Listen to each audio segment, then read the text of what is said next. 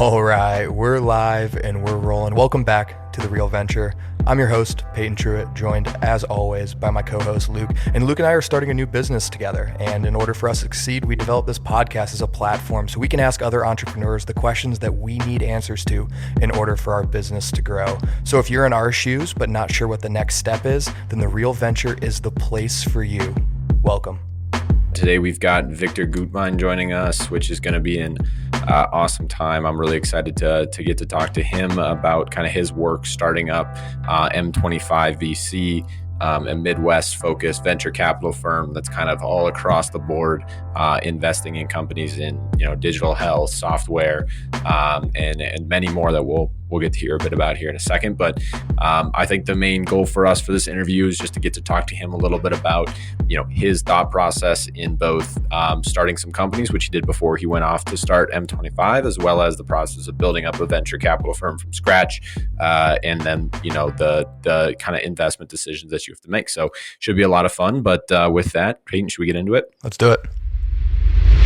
All right, Victor. So why don't we start off by you just telling us a little bit about yourself? Yeah, thanks. So I am from Indiana. I have come from a long line of entrepreneurs myself. Ancestors were farmers, and great-grandfather was a farmer. Then my dad was actually in property management and student housing. And that actually, he is the one that encouraged me to then get into startups and entrepreneurship. So I started off when I was in middle school with a bubblegum machine business that I put into I bought a whole bunch of used bubblegum machines, put them into businesses around town, made 25 cents a time while I was at school. Grew that, sold it to my younger brother, while I took on a landscaping business that I did around town. And then in college, I started a scooter company to get kick scooters into the hands of college students as a kind of a last mile transportation method. This was before scooters were a big opportunity. And so, we had some good ideas, but also like poor execution, first time trying to do anything. But it actually got me involved with a student run venture fund that I was on the founding board of. And that was really what was when I found what I wanted to do. Venture capital was really exciting, really interesting to me. I loved working with other founders, and that's what I wanted to go into coming out of undergrad. Didn't necessarily have a clear path into how to do that. So I actually first went and joined a few corporate roles. I was a corporate strategy at Claire's, the girls' jewelry store, and then on the strategy and e-commerce team for Walgreens. And those are two really important roles, helped me get some of my basics. Really good at Excel, business planning, business strategy, just some of the stuff that could help me kind of eventually get going on my own. But knew I wasn't going to be in the corporate world for too long. And so I was able to approach some friends and family in 2015, and just a couple years after graduating college, and actually raised a $1 million fund one that I quit my job and went full time on. Was scrapping around and trying to build up our reputation, our brand, trying to do deals, get access to high quality opportunities, show that I could be a valuable investor to the founders that we were backing. And that was hard, but it was really good hands-on learning because I was doing everything.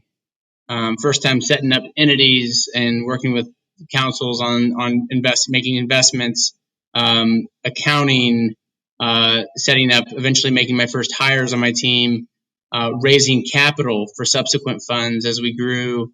A lot of that was just trial by fire and making some mistakes, of course, along the way. 2016, we raised $11 million, and my partner, Mike Asim, who also is from the same hometown as me, he came and joined as another partner. And then in 2019, we raised a $30 million fund, 3. And the whole time have been, building out our own team.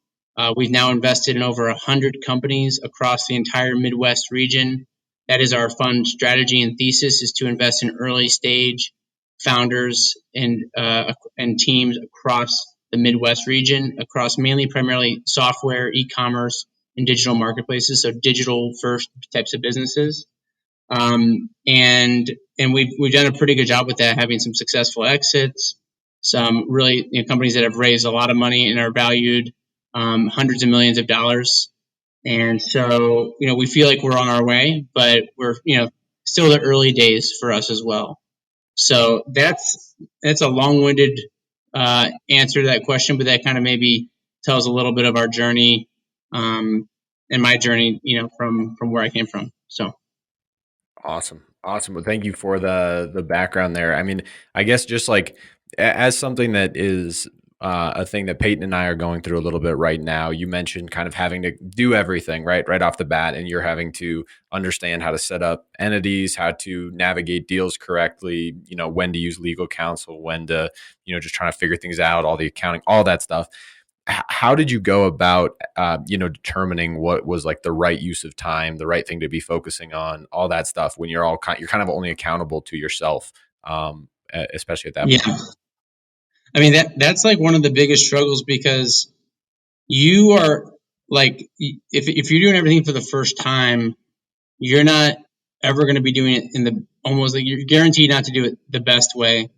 You can hire outside help, but at the same time, that's expensive for somebody that, we're pretty lean and still are pretty lean, but especially then very lean with our budget. I was, you also kind of want to learn, right? You want to have to do some of it yourself, and not like, even if eventually you're going to hire something out, or have somebody hire a new person to do something. I know how to do everything that our company needs to do because I've had to do it at one point. And, I think that, maybe I wouldn't do it as well. Like, if I had to do a website now, I would still just do a WordPress website instead of like actually, code a nice one. But, we could get it. I could do it, I could figure that out. And I think that is a talent. You kind of know, you just know how much work and how much pain and how much effort things are going to be. And so then when you are willing to pay for it in the future, that also kind of, okay, well, I'll pay for that to get it done professionally versus having me do it. Yeah, I mean, I can imagine that's probably a hard decision when you're like, I could do this thing. It's like, why would I pay somebody, salary to spend all their time on this? I could, 80/20 it and get it done. But is that like still a hard decision for you? You feel like you found a good balance of like, it's time to hire? Yeah, I think like I've come to realize like sometimes it's just better to, I think like the big question is like when to use legal counsel. Like, that's like one of the most expensive per hour things that you kind of need to consistently use. And, there's like, I actually know way more about about investment and like the structure of those and like reading legal documents, but I probably leverage counsel more than I ever had before, just because it's a better use of time. They're going to still catch things that I need help with. So, I feel like I have a pretty good balance there. I think there's some things that like people are, always are pitching on you, outsource this.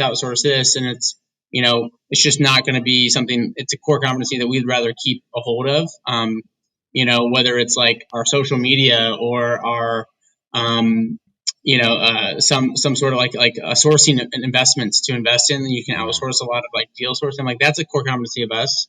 Doesn't seem like that's going to be a great thing to outsource or pay for. So, and I think it also goes into like kind of like an opportunity cost, kind of like you just talked about. Like, that might be the best use of that money, to actually have legal go through it, because like you said, they might catch something that's deeper than what you would initially do.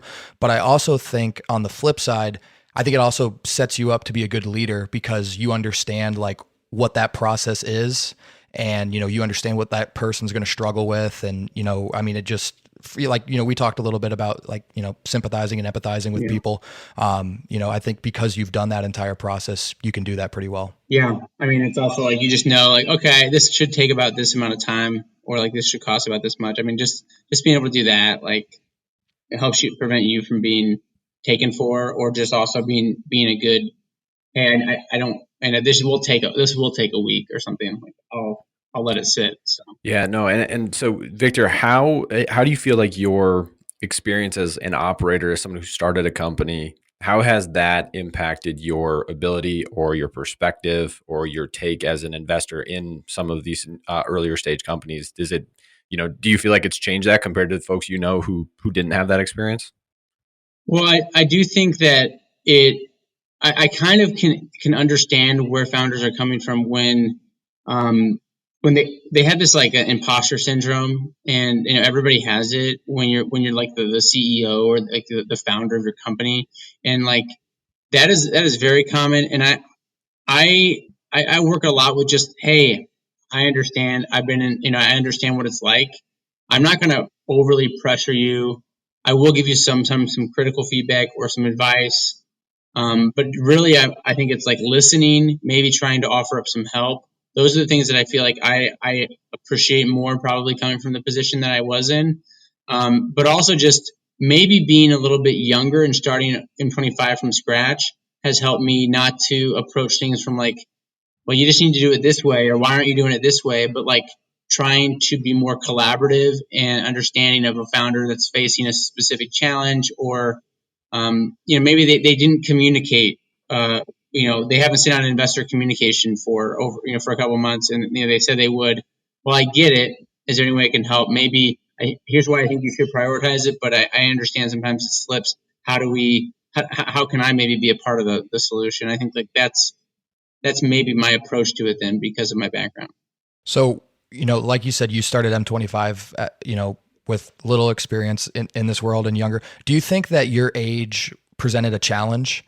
You being younger, or were you able to use it as a strength going forward? I think no, it was definitely a challenge. And the number one thing I need to do is raise money for our funds, and raising money as a young person without much of a track record is a pretty that's a struggle.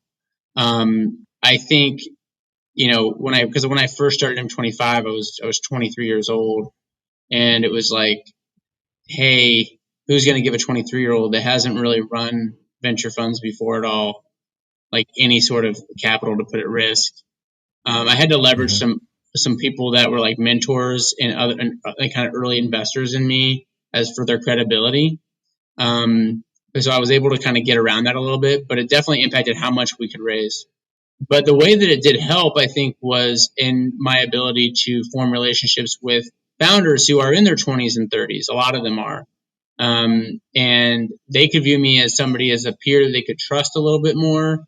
I may be able to form a deeper relationship that is more candid, have a better understanding of actually how the business is doing, maybe. So I think that could be an advantage for me for the foreseeable future, still here too. So try not to lose touch of that as well. But yeah, now my age, I mean, I'm 29 now, so and I think it probably doesn't hinder me as much, especially because I look old. I got two kids now. It's like you just kind of like, oh yeah, I got kids. Like, They're like, oh, you oh, must. don't talk to me Yeah. anymore. Run away. Yeah. Yeah, no, absolutely. And, you kind of hit the nail right on the head, because that's kind of what Luke and I are going through right now, is we're trying to raise money for our business. And, we're these young people without much of a track record. So, like you said you started to leverage your mentors. What are some other things that you were able to do as a young person to help, build up some of that credibility and actually, raise some capital? So what we did we had the first fund that was just friends and family, the people that just knew me really well. And we tried to execute really well with that in that first year. Just, it was a small fund that's hard to operate with, just a $1 million fund trying to make venture investments. It's pretty small, but what it allowed us to do was, hey, we've made these high quality investments. Here's some of the co-investors. Here's some of how they're performing. You can see, like, we can share what they do, but they're really high quality software startups. We did what we said we were going to do. We said we were going to find these investments. We did those. These founders, some of them I've worked a little bit more closely with now. You can ask them. They could be a reference for how well I'm doing. And so, and how much value I'm adding. And here's how many deals we saw. Like, just like what we built in that first year was additional credibility. It wasn't much. Like, in hindsight, it's still pretty, we were still very nascent at the time. but it was enough to show like I'm doing what I say I'm going to do. We're doing it. Like we're definitely hustling. We're putting in some quality work here. There's no reason not to take a risk on me. Now, to be clear, most people still said yes, or said no. Most people still said no. It was hard to get a yes still, but I think that what I lacked in hit rate, I made up for in numbers. So That's the way to do it. Um, being in kind of that longer term investment space, is it hard to kind of see that improvement with the very long feedback loop of a venture investment? How do you manage those very long exits? yeah, no, it's incredibly hard because people that invest in venture get it and they know that like, hey, here are other signals other than just returning cash from a liquidity event that that are a positive signal that I'm doing a good job as a venture investor. Things like who did you have any additional rounds of capital that are at a higher valuation that you can mark up your position? Were they high quality investors? Are the companies growing their revenue? Those types of signals people will look at and value. But unsophisticated people that haven't done venture, they're like, wait, how much money have you returned? What's your rate of return? And I'm like, well, it's all book markups right now at this point. Like it's just all paper markups. And so that was sometimes a pretty tough conversation, right? And like to be clear, we're still relatively in the early phases of the fund that I started 5 years ago and knowing exactly how it's going to return. Like it's positive. We just don't know if it's going to be like, was it worth playing the game or not? We think it will be, but Yeah. it will be uncertain. Like these funds take 10, 12 years to like mature and everybody knows how much money they're going to get. Yeah, no. And so you have how many funds now? 3? Is that correct? 3 funds. Yeah. And so what is your core thesis or theses right now, and how is your investment approach changed? Like I know you're Midwest focused, digital. Are you able to get any more specific on that, over time? Yeah. Yeah. So, I mean, we've hammered in on like some other aspects. So like when you say early stage, a lot of times that, depending on who you're talking to, that could be a $50 million valuation or a $1 million valuation. So ours are generally valued between $2 to $6 million pre-money. We're generally doing a round that's 500K to 3 million. So that's usually when you get the first professional, like institutional level investors. Of course, before that, you'll sometimes have accelerators or even like angel funds or something before that. But we're usually the first stage. When I first started investing, that was sometimes called Series A, or seed. Now it's often called pre-seed. Yeah. So the terms have kind of changed. We also we from the beginning we haven't done anything vice related, so alcohol, gambling, tobacco, cannabis, but we've also like focused in on things that we definitely specialize in: B2B software, consumer apps, e-commerce. There's some industries we've invested in heavily, things that are related to healthcare, but not like physical, like medical devices, but healthcare software, transportation and logistics, fintech. So those are some things like we're more familiar or comfortable with.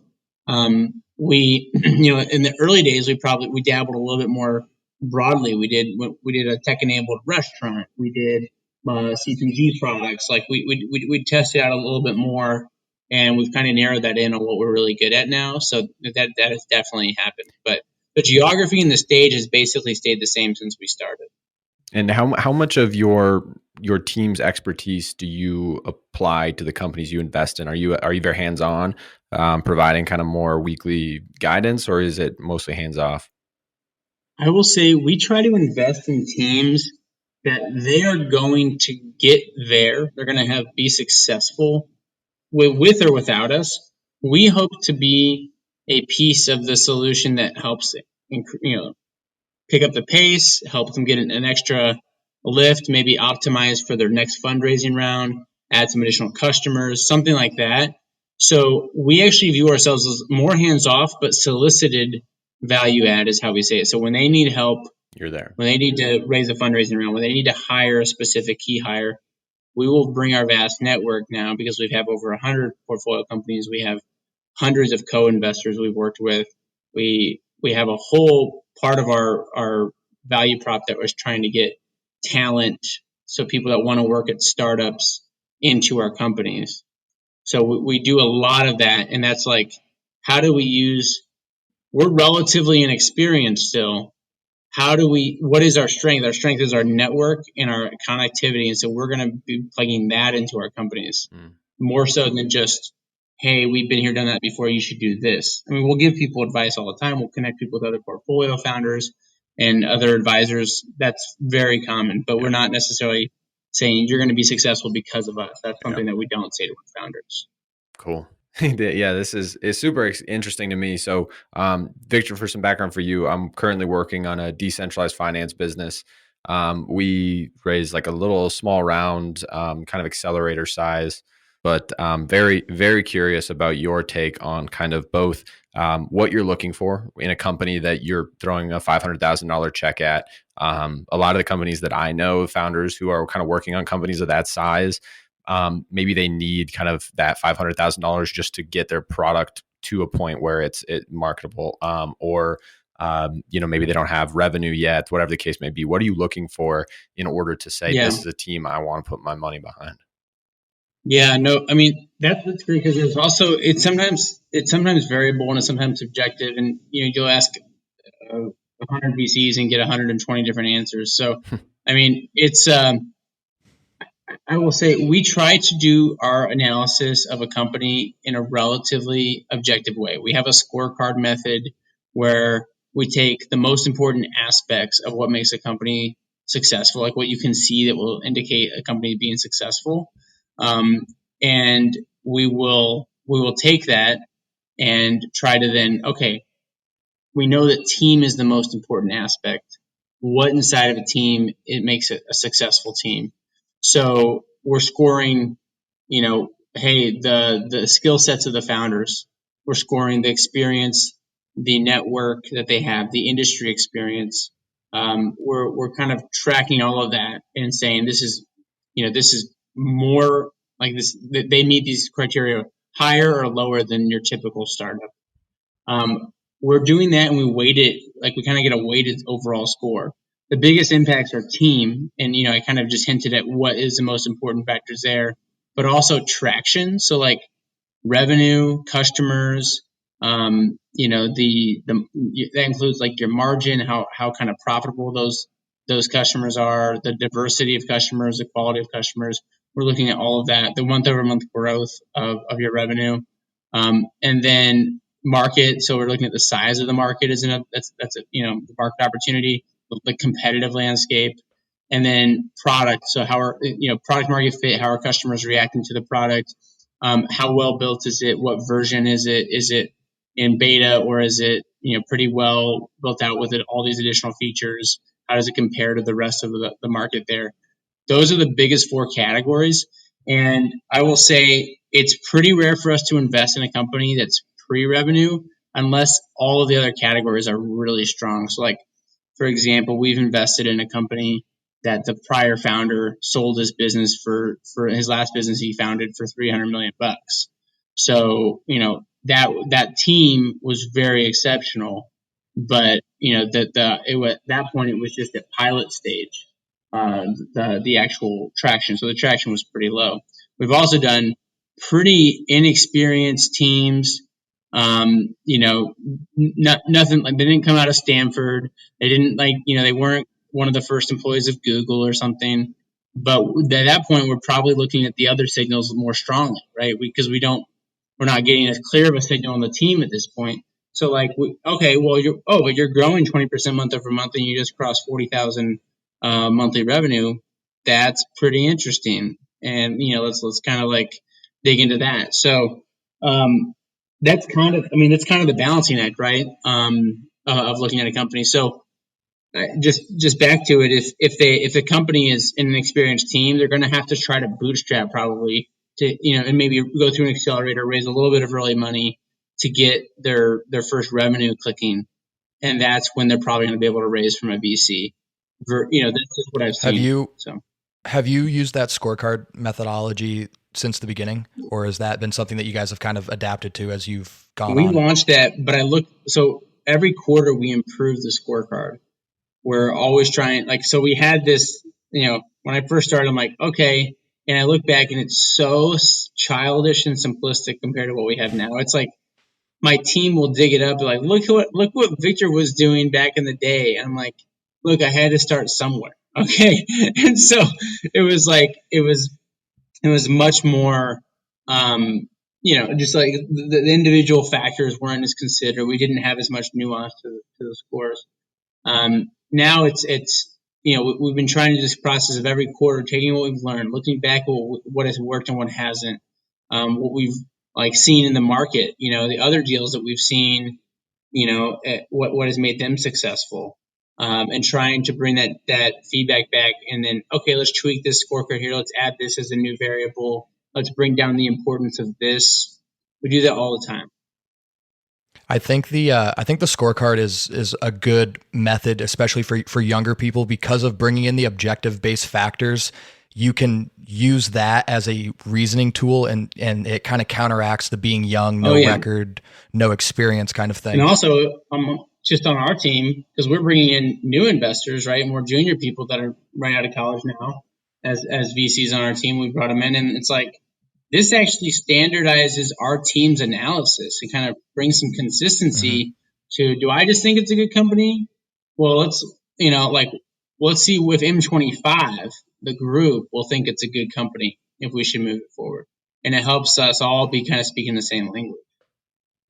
Do you think other VCs struggle when they don't have consistency in their investments or their approach? It's a huge issue, because you will have relatively junior people on the team working on a deal, talking to founders, doing due diligence, surfacing it up, and then either, like for just relatively flimsy, well, I never even liked that space, or why would we do that deal? It has this, and like very, I see that all the time, and it's a horrible experience as a founder pitching that firm. It's also a horrible experience for the investors.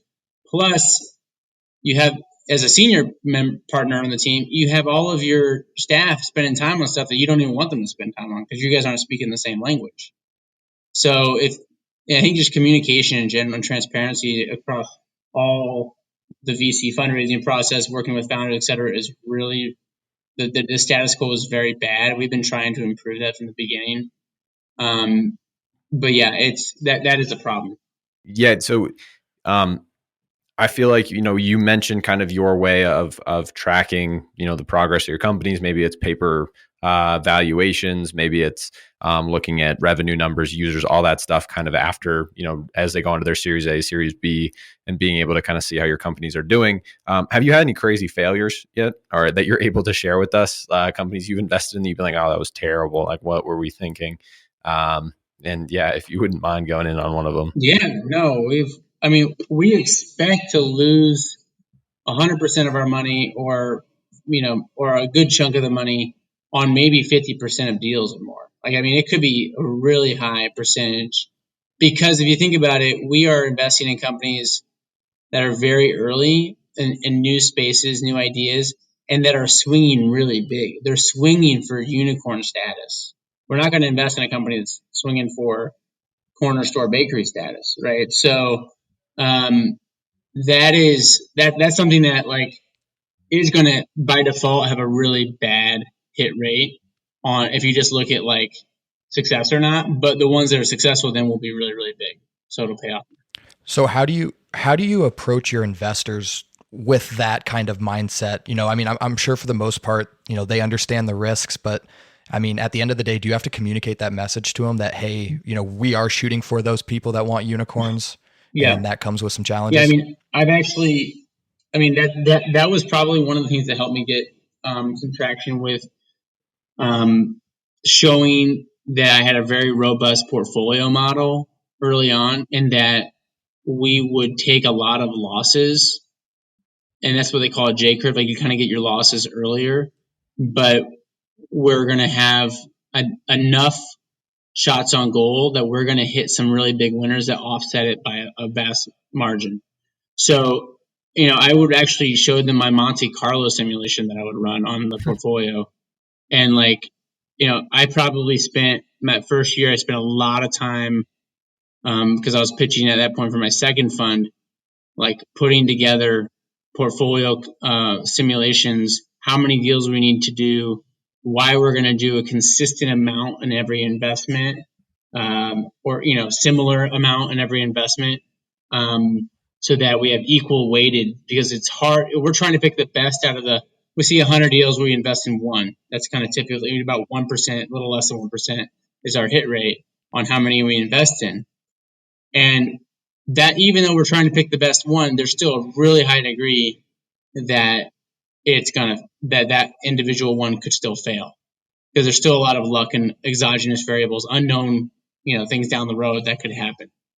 When it comes to, so that's kind of how we convinced investors to join us. And so far, it's borne true. We've had probably more failures so far than positive exits. We've had failures where we invested, and we've even invested again thinking that it was on the right track, and we've lost both of our investments, right? So we've had some bad outcomes, but you can only lose your initial investment, whereas we're shooting for investments that have potential to be 10x, 20x, 30x, 50, 100x. And so, it's okay to sometimes swing big on those, knowing that we're doing enough of those type of investments. So I think that kind of answers that question. Yeah. Yeah. And I have just two more, and then we can move on. Sorry. Yeah. One is just like, I've always been curious about how a venture capital firm differentiates itself from other venture capital firms. I think some of it makes sense to me. And if you have LPs who are very well connected for the company that is, that you're investing in, or whatever the case may be. But beyond that, are there things that you can do to see more deals, or to, get access to the best deals or the deals you're interested in? Yeah. Yeah. No, I mean, that's because otherwise we're just money. We're just middlemen otherwise. And so our value prop we have taken what some people would perceive as a weakness, that we have so many companies on our portfolio. They would say, well, you can't spend that much time with each one. And I'm like, well, we're picking deals that are going to be successful with or without us. And we're using the advantage of our portfolio, which is a huge network. We're using that advantage to help our companies. And so why do founders that have a choice, because sometimes founders have a choice of what money they get to pick. Why would they pick M25? And why have we won competitive investment processes, right? We have won because we're the most active investor in the Midwest. We have more investments, more portfolio companies in this region than anybody else by a pretty big margin. So we are well known, not just in Chicago, not just in Indiana, but in St. Louis, in Minnesota, in Nebraska, in Columbus, Ohio. And so we have founders that are referring us to other founders. We have lawyers and other VCs and accelerators in those cities that are referring us to. So we have a huge reputational, and we have a huge deal flow sourcing advantage, but also a reputational advantage when it comes to winning the deals. Second, we use that huge network to help our companies raise capital. We will help our companies get the best access to capital nationally. And that's something that's been a real struggle in the Midwest because it's such a warm intro game. So we provide those warm intros.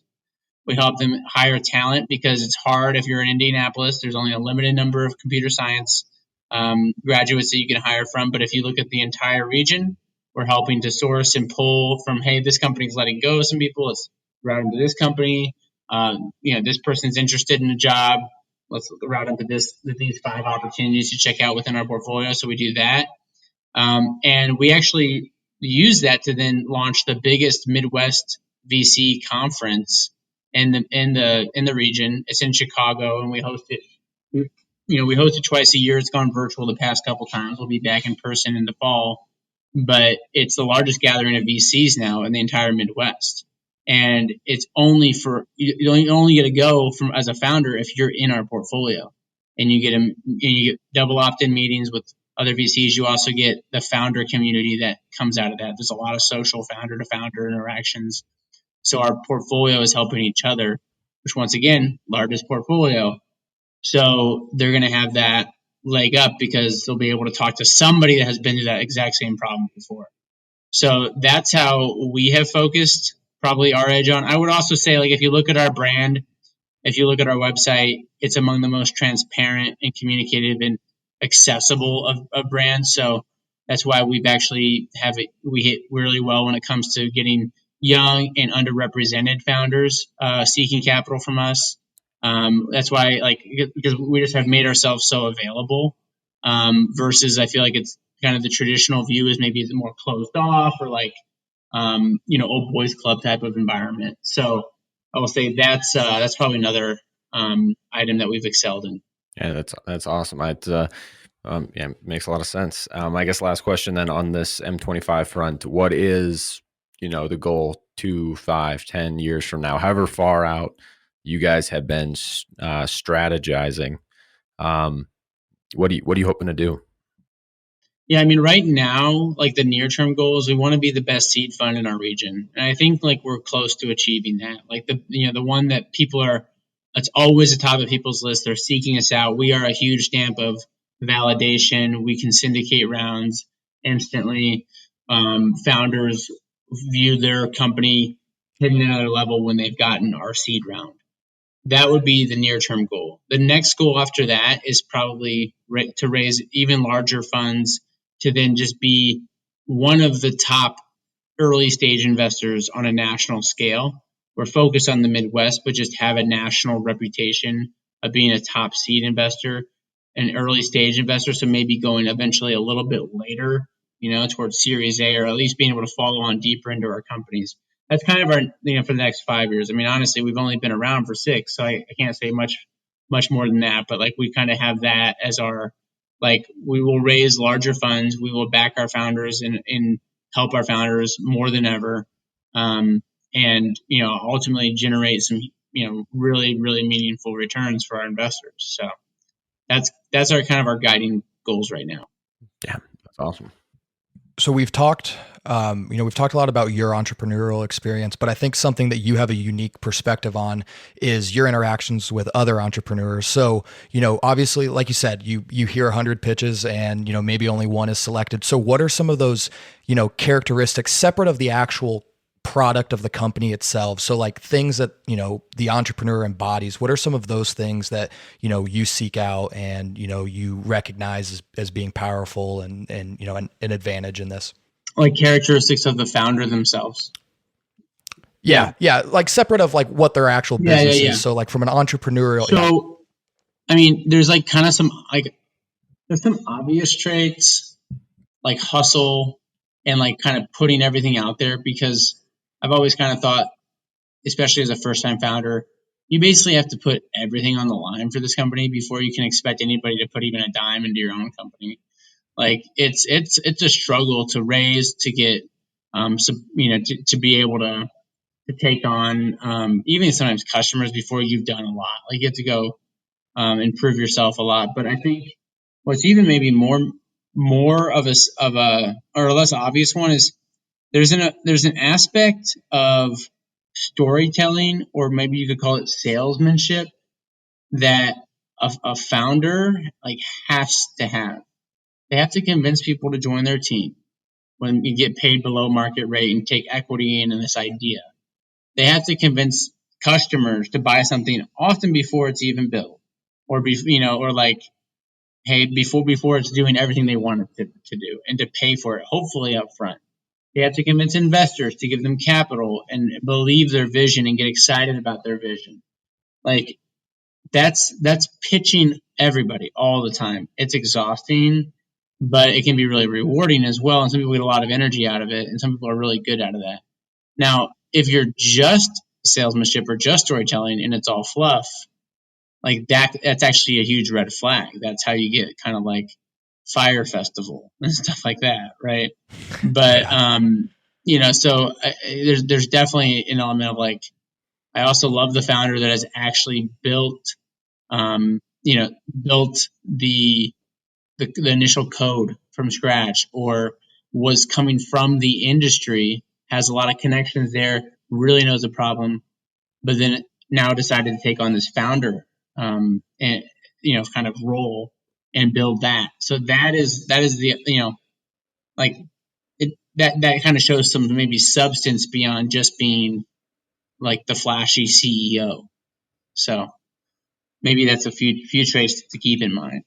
Yeah, no, absolutely. And I think that that's, definitely something our listeners can take away, because I think that, every one of them strives to be in that position at some point. And I know we're, running out of time here. So the last question that we want to ask you is just simply, why are you an entrepreneur? Wow, that's a great one, Peyton. I think I don't know if I could do anything else, right? At least I don't know if I could be satisfied doing anything else. Um, I I have I have a huge drive to create and build and push for challenge to build something to be bigger. I specifically have goals with M25 that are kind of beyond just making a lot of money for people. I also think that it has a huge impact to the found, like a relatively small amount of capital can have a huge impact to founders and communities around it. I also think it's from kind of even my own faith background. Like we named the company M25 after the parable of the talents in Matthew 25. And that's about investing in encouraging growth in others, to take some risks, to use what you've been given. So I really like that. So this allows me to do that, but also allows me to enable others to do that. And so that's really meaningful.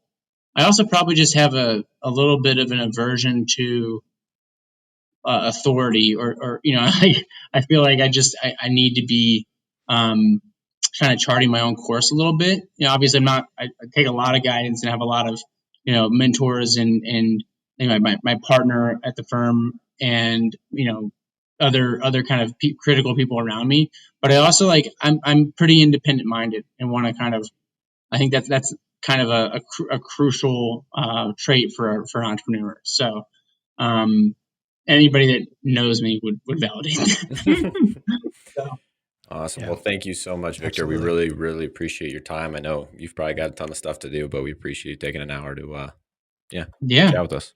And, lastly, Victor, if you could just plug all of your social media, where can people find more about M25, connect with you guys? Of course. So, we're on Twitter very actively. That's at M25VC. We also have, if you're interested in a role at a Midwest tech startup, there's at Midwest Startups. Both of those are M25VC.com and MidwestStartups.com as well. So that's where we're at. We're on LinkedIn as well. Those are probably our main channels to reach us. And obviously, if you want to just reach out and pitch us cold, there's also a form on our website as well to kind of just to reach out, and we do respond to those. So, yeah. So Luke, that was that was a great conversation. I mean, I know you got pretty excited, asking some good VC questions. But what were some of the big takeaways that you had from the episode? Yeah, I mean, I think yes, like you said, lots of awesome stuff that we talked about. I think one of the parts of this that's most interesting to me is how somebody like that is able to make decisions on companies with so little of a track record. You're looking at a company that maybe hasn't generated revenue, like you said, a couple companies, and then the companies that have generated revenue, it's still too early really to know if that means anything. His analysis, that question you asked him about, hey, how do you look at founders of teams? What are the things that you look at in a good team? And then the last thing I thought was really, really cool was just how he approached building his firm from scratch and looking at the I guess the upfront work that's all on him, taking out the garbage, so to speak, being responsible for kind of all these odd jobs around it, and eventually, slowly over time, figuring out how to kind of dissect what's important for him to spend his time on, and what's important for others to be hired on to do. So, what about you? What do you think was awesome?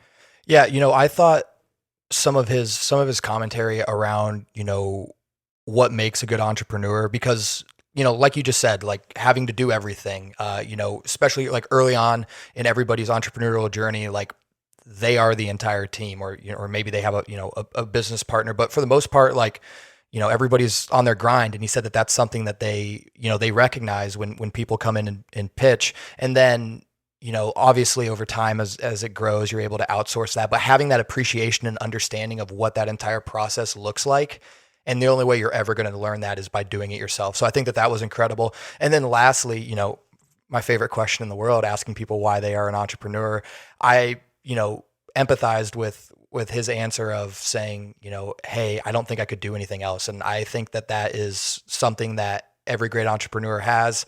It's what they think about all day and all night. And, being able just to chase your dream and, do exactly what you want to do, I think is something that we're all chasing. Yeah, no, for sure. Well, it was a lot of fun getting to talk to Victor. He told you kind of where to find him, but we are excited to kind of move on to the next week and see what we've got in store.